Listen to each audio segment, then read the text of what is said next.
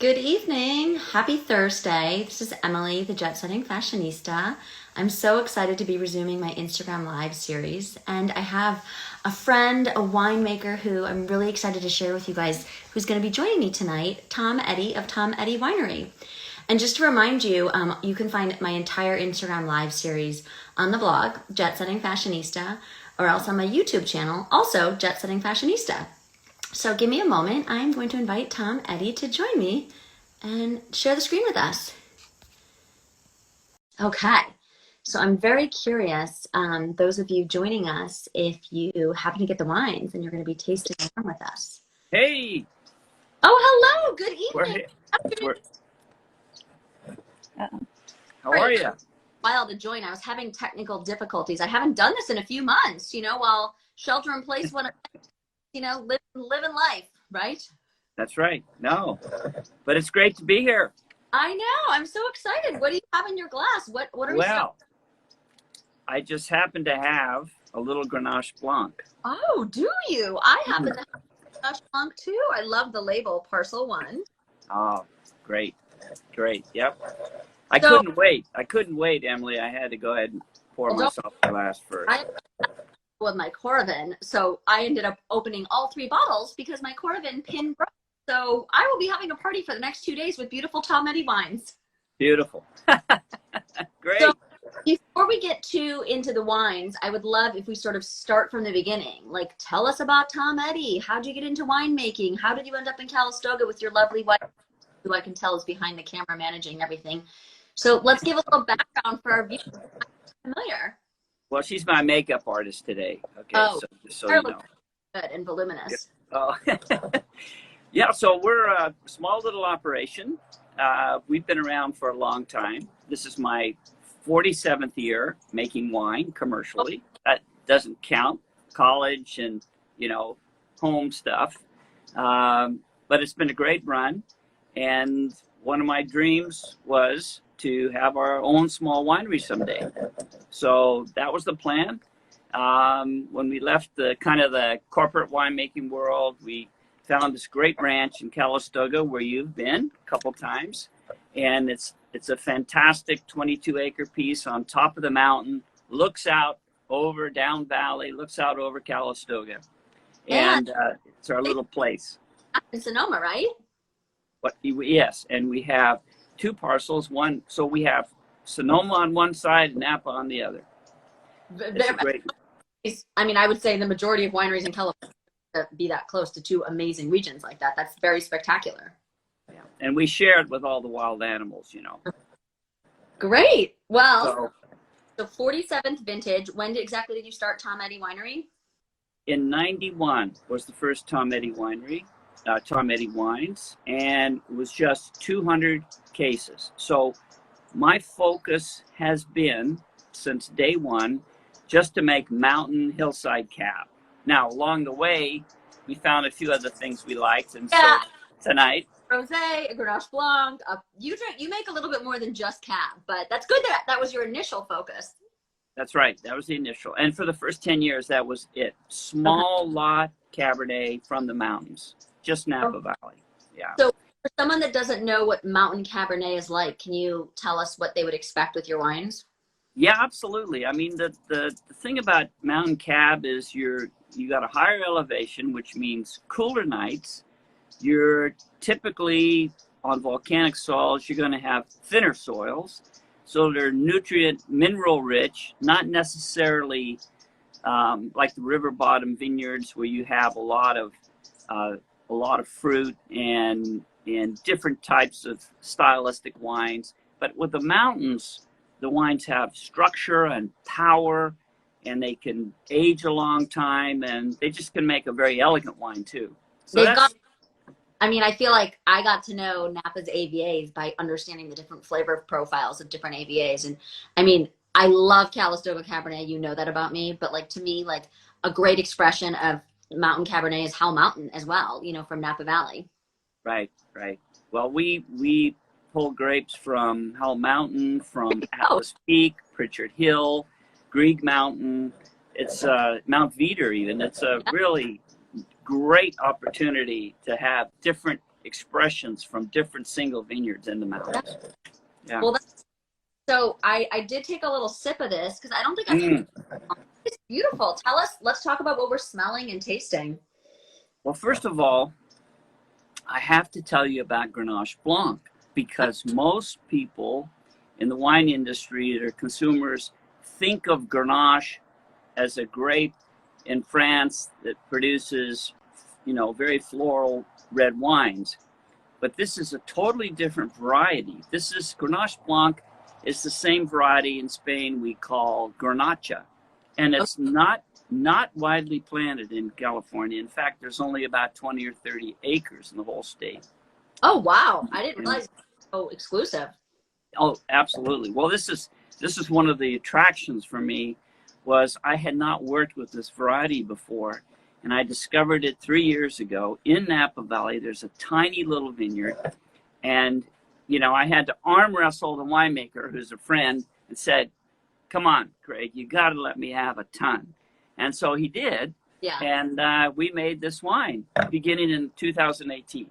It's so light and delicate. I mean, this would probably be good with seafood. It just seems like it would go with everything. Well, the thing, it can go with a lot of white dishes, like fish, like you say, but it's got this exotic oiliness, and the fragrance is kind of like fig a little bit, like a dried fig. I sort of I'm getting, like, I've never really used that to describe a wine, but yeah, like sort of like, I don't want to say slimy on the tongue, but oily. No. Yeah, it's very like moist. It's moist, and it is not sweet per se. A lot of people think it might be sweet. It's actually what I call a masculine white wine. Now, what is that? Well, it's got a little bit more, it actually has more body and a kiss of tannin that you don't normally get in white wines. So that gives it really, really nice complexity. And I feel like tannins, that's something I have a really hard time identifying in whites, unless it's like a really big Chardonnay with a lot of oak or taste oak on it. Well, what a fun grape to work with. So this is 100% Grenache Blanc. 100% Grenache Blanc. And in order to preserve, thank you for that. Yeah. In order to preserve that character, we ferment it cold at about 47, 48 degrees. And it takes, at that cold temperature, it takes 3 months to finish fermenting. But it's worth it. That's where you maintain that oiliness and richness. Well, how does that compare to a Chardonnay in length? Chardonnay, a lot of Chardonnays, for example, ours, we start off with a cold fermentation, and then we go into the French oak barrel. So for the second half would be the barrel fermentation. But how long is the Chardonnay in cold fermentation versus the Grenache Blanc? Oh, Chardonnay is maybe 4 or 5 days versus the Grenache Blanc for 3 months. So if you do it for 3 months, how would it taste? Like, what does that 3 month give the wine? It holds the fruit in. So any varietal characteristics and freshness are held in the wine. They don't run around, so not escaping. They're not escaping. Wow. And it makes it so, it's so refreshing. It's sometimes when you drink a lot of Chardonnay, it's so much alcohol and it's overpowering. And this is much easier to assimilate. Yeah, we've got a friend on here that's saying hello. Our friend Danny Mansion joined. Hey, Danny. He was just at Tom Eddy like a week or two ago. I hope he had a good time. I'm sure he did. Cool. Well, I feel like Grenache Blanc was very eye-opening. I haven't really spent a lot of time talking about Grenache Blanc or tasting it. Yeah. Well, I'm glad you like it. And there's not much of it. Well, I feel like I want a lobster roll right now. With just a kiss of butter, maybe? A lot of butter. Okay. Well, then it should meld well then. It should meld well. I would think so. Yeah. I'm trying to spit so I can stay sharp as I'm interviewing you. Okay. Well, it's the end of the day for me. So I try not to stay too sharp. Okay. Well, yeah, you're allowed to get relaxed and loose. So cool. So about how much does this retail for, the Grenache Blanc? This wine is just, excuse me. This wine is between, if it's not on special or anything, it's about $35. Wow, that's a great value. Yeah, it's not a lot. Especially if it's so scarce. Yeah, it is. Yeah, I think we made, I want to say 120 cases. That's it. Okay. That's so it. You have like a cult following of people that have it, fall in love, and then get it each year. That's right. Yeah. Yeah. Yeah. So speaking of cult followings, you know, like those that haven't been at Tom Eddy, I would love to sort of give them a better idea of what it's like there. I mean, I've been, and I can sort of tell them what I remember, but what do you and Carrie like to share with guests? Because I'm sure after people watch this, they're going to be curious and knocking on your door and wanting to come up and visit. Oh, well, first of all, you have the view. You have you're isolated with the animals. When I say animals, it's not crazy. So there's no bears here yet, but wild turkey and the squirrel, the fox, the bobcat. Oh, so the bobcat. It's kind of outdoorsy. I know, but I don't know if I want to taste with bobcats. No. But what we would do is Carrie would go down to the garden. She has a great garden. I've been and there. we always find something magical to try in the garden. Or she might make some fresh bread. She does that a lot, almost every day. Really and good. so we have these great olive trees on the property. Yeah. And we make our own olive oil. And it's great when Carrie makes bread. There it is. I got that. And then we let people dip, Carrie's homemade bread with the olive oil, the wine. That's it. It's like a slice of Tuscany, maybe. I do want to give a little shout out because your olive oil is in, as I was, I've been wine tasting for a while now, I realized all these wineries have really cool olive oils, and like, let's talk about the olive oils, not just the wine. So I just posted my favorite olive oil blog post with your olive oil, and maybe but you can actually see them. These are all the olive oils in it. Oh, wow. Yeah. Okay. That was for my photo shoot, and it looked so cute. I'm like, who doesn't want to look at olive oil all the time? So I just left it on the counter. But yeah, so this olive oil, it's from the ranch, and it's perfect when you visit, and Carrie puts it with the homemade bread.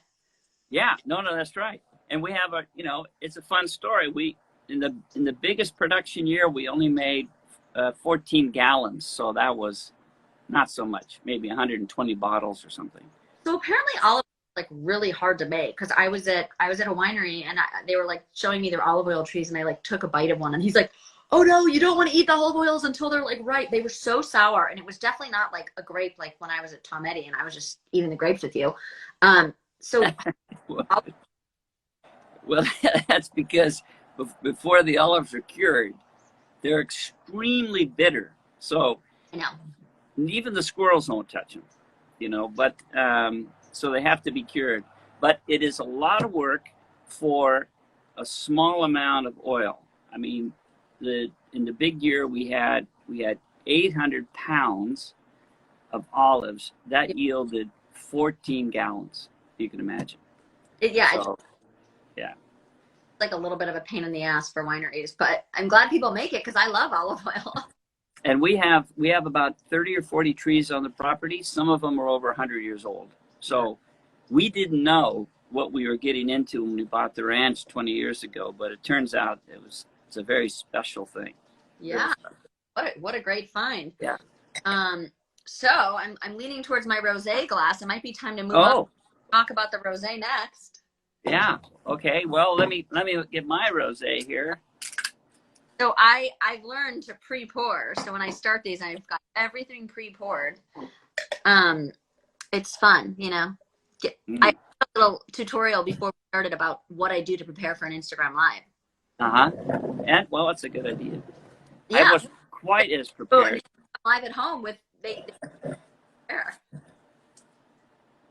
Oh, that's pretty special. Yeah, it's lovely. Let me say about those people watching that know our wines, that have had our Pinot Noir. This is the same ranch on Mendocino, up on a bluff at 2,500 feet. And we have two little pieces of Pinot Noir vineyard. One of them we decided is more appropriate for a rosé. So this wine is 100% Pinot Noir from the Ridge. It's just kind of like, who would spend the time and energy to make a mountain rosé, for God's sake? Well, it's got amazing acidity and the brightness. And the color is so pretty. This was the so these two, so now that you've had the Grenache Blanc and we're now tasting the rosé, here's the story. Two tanks side by side competing for the coldest fermentation. So the rosé also 47, 48 degrees for several months. Wow. We slow it down, so to preserve that really fresh strawberry quality that you get in the nose. Fresh strawberries. Which clone of Pinot is this? Well, this is we have two. This one is what we call a 777. Yeah. Normally it would be, it's my favorite clone for Pinot Noir Red, but it just works great also with this guy. Yeah. 777, 667. I had an interesting conversation about clone 23 last night. And there can be both blue and black fruits found in it, which is the only Pinot Noir clone that apparently shares both of those. Well, I need to find that clone, I think. I can connect you with this. Is okay. Taught me all about Pinot clone 23. I was so excited to learn that. Although I'm not looking forward to being black and blue, but if it creates better flavor, then I'm all for it. Well, I don't know if it's necessarily better, but how cool is that? Like, because, blue fruit family, the red fruit family. Yeah, I think it'd be cool. And it would probably confuse people when you're blind tasting, because you're probably like not used to finding both of those in a Pinot. Oh, that's right. Yeah. Oh, I see what you're saying. Yeah. It would be a fun little trick one. Yeah. Well, what's interesting about fermenting this so cold is you kind of take one flavor, in this case strawberry, and you just lock it in, and it just holds. It doesn't blow off with a warm fermentation, and that's what's so special. And the key is, if you notice, the color is really important, because obviously you're going to have a red grape that wants to produce more color in the wine. So we have to be very careful, remove the solids and so forth. But the color is key. People look for that color. Yeah. And the balance, you don't want it too sweet. You just want it to be so refreshing. That's it. About rosé, how come you don't normally age a rosé? So how long will this last, this perfect brightness and freshness? Well, it's been, how long has it been? It's been almost 1 year, and it's perfect. My goal as a winemaker would be to make a rosé that lasts for 1 year. Why 1 year? Because the next year is coming. The next vintage is coming. So I think it's appropriate for a wine this delicate to kind of manage it, if you can, manage the fermentation and so forth, so that you have enough wine to sell for 1 year. But the question is, how come rosé won't age as well as, say, a Cabernet? Well, for one thing, you typically have a little lower alcohol, and you certainly have a lot less tannin. Right. And and the balance is different, So, and you're not putting it in the barrel, Emily. This wine has never seen a barrel. So it's all stainless steel. So it doesn't have, it's not pulling oak tannins from the wood or anything like we would see with a red wine. Yeah. Okay, that's a good point. So you can't see this and you can't hear it, but a bunch of wild turkeys just flew over our head. Oh my God. And, they're in the garden right now. Photographer, she didn't get it? Oh, Where are we? Where's the photographer? They're so commonplace here that they're in the. Last night they were in the carport, for God's sake. No, do you guys? I don't know if this is a bad question. Do you guys hunt turkeys? Well, I've been anxious to do that, but Carrie's. But I just feel like it would be tempting, especially with Thanksgiving a week away. Yeah. No, well, I think they know that. I think they have a smartwatch and a smartphone. Yeah. And I think just the day before, look at this guy. Oh, he must weigh 35 pounds. He ran at me, and now he's retreating. Oh, I see. Oh. This is such a tease, this turkey. Oh, my God. I wish we could. Well, can't you move? There he is. Oh, he just flew over the gate, so he's gone. He heard you talking about Thanksgiving dinner, and then he took off. Yeah. Yeah. Well, I had a gun, so I could not shoot anybody or anything. But anyway. But they do have a smartphone, I know. Oh. Well, is hunting allowed in Napa Valley? Is it what? Is it allowed? Sure, yeah. So you could just kill on your property? There's no rules? Well, on your property you could, but there are seasons. There are turkey hunters, and there are 2 seasons, spring and fall. And but there's a lot of turkeys around, so we have to thin the herd at some point. I see. Yeah, that rosé is really great. It's just like so easy drinkable, so light and refreshing, and it has that great acidity that like I feel like I need a little cheese with it. Oh, I didn't. Next time, I'll bring some cheese. Okay. Yeah, I know we didn't this time, but that's a whole nother conversation. Oh my gosh. Instagram Live is a little less flattering than sipping a glass of wine. Well, this has been, wow. I'm glad it's the end of the day, after a couple of sips of wine. Perfect. Yeah, I know. Well, and I'm glad we did it at 4. So viewers that have tuned in and done this with me before, we knew that Tom was going to be joining from the winery in his beautiful setting. You can't really see it right now, but if you look on their Instagram, there's tons of photos of like the vineyards and the grapes. The house literally overlooks the whole backdrop he's talking about. So we thought it would be fun for you guys to get to see the natural beauty with Tom and his wines. I'm just sitting in the kitchen, Okay. So you can see, you have a pretty good view of the labels? Yeah, pretty good. We can see the Grenache Blanc. Okay. I don't see the Cabernet yet. We're about to taste that, so hopefully it's handy. It is. It is. Perfect. Should we take a look at the cab?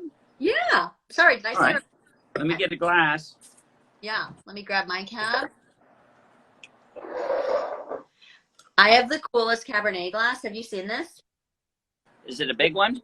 Yeah, it's Riedel's like glass. And yeah. But it's, if you go to their website, it's all over it, and it's got like all these rings. Isn't it cool? Oh wow! Now, is the purpose to bring out more flavor, or? Yeah, great question. Yeah. Or is it the aromatics? Or is it just because it just looks cool? No. It's definitely functional. Oh, okay. Yeah. Let's see your glass. Well, there's only one thing special about this glass. You see it? Yeah. Oh, it's autographed. It says Tom Eddy. Oh, nice. So there's something I wanted to talk about food about this wine, because when I open this bottle and taste the wine, smell the wine the first time, it's a new ice cream flavor. The flavor is, okay, you ready for this? The new flavor, the new aroma, coconut and black cherry. Now think about that in an ice cream cone.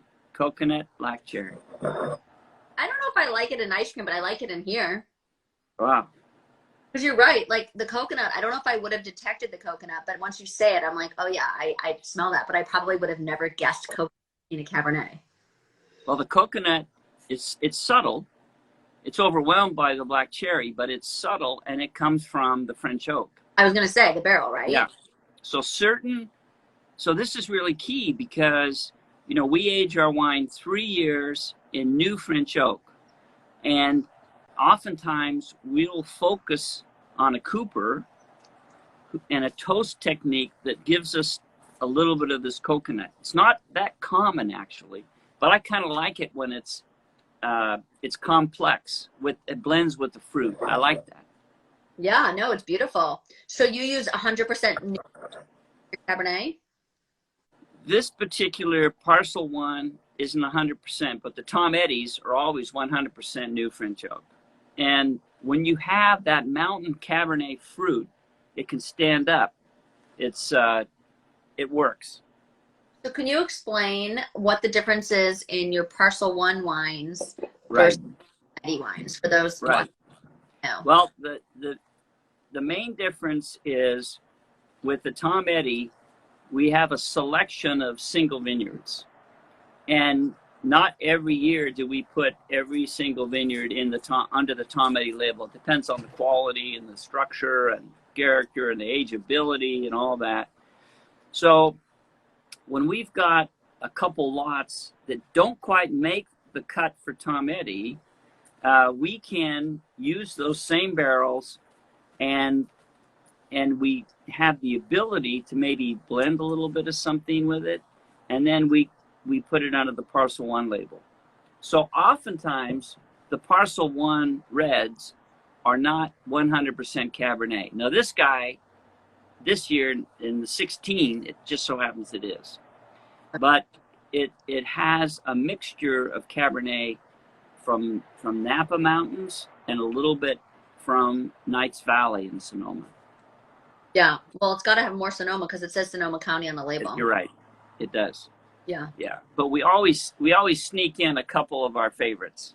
Yeah, it's great. And what's nice about the Parcel One is the prices are a little bit more accessible, right? That's right. Like more of a one. That's right. So this wine would normally sell for $55. That's great for a Sonoma Napa Cabernet. So, yeah, it's a pretty good price. Yeah. It's a pretty good price. It's delicious. I love it. I mean, it's I want to be careful and say that it's easy to drink. It's easy to drink, but also it has some ageability. This is not, a lightweight cab, right, by any stretch, because it's just so voluminous in its fruit. It just comes right at you, and it's a very popular wine with a lot of, people who come and they experience our hospitality and they sit at the picnic table with us. They might buy a couple bottles of Tom Eddy Cab, but then when they see this and taste this, oftentimes this is what they go away with, is the Parcel One reds. So yeah, so how many wines in total do you have? A lot of options. Well, let's see, we have 5 or 6. We've talked about the Grenache Blanc, we've talked about the Rosé, we've talked about the Parcel Cab. Then we have the Tom Eddy Cabs, the standard Napa, and then we have some reserves. And we make a little bit of Pinot Noir from Manchester Ridge, and we make a little bit of Malbec from Sonoma Mountain. So and a little bit of Chardonnay. We have a Russian River Reserve Chardonnay, which is out of this world. I've had it. It's great. Somebody should do a toast to you. My silver chalice to you both for a toast. Okay, Sissy Kogan, that's sweet. Well, I'm up for a toast. Yeah. Can we clink? Let's clink. Okay. Great. Yeah. So of the 47 years you've been making, always making those years. I missed that. What was that? You said you've been making wine for 47 years. Yes. Have you always made a Cabernet throughout those years? Each year? Every single year, actually. That's a good question. I hadn't really thought about it, but yeah. That's what I thought, because your specialty truly, I mean, your background is so, Cabernet focused and Napa and. Yeah. Well, in the early days, I'm sure there were some wines I don't want to take credit for, but we always made cab. Yeah.